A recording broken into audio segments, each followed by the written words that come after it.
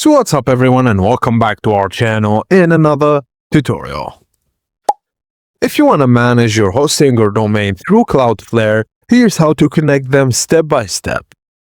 So firstly, create or log into your Cloudflare account and select Add a Site. Enter your hosting or domain.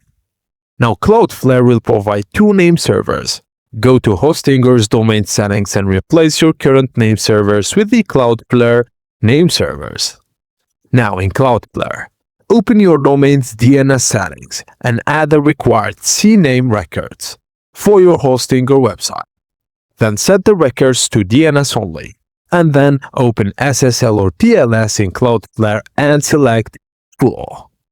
Wait for DNS propagation, and once the changes take effect, your domain should connect to your hosting or website through Cloudflare. And that's it. Your hosting or domain is now connected to Cloudflare. If this tutorial was helpful, please don't forget to like it and subscribe to our channel for more tips and tricks like this. I will see you on the next one.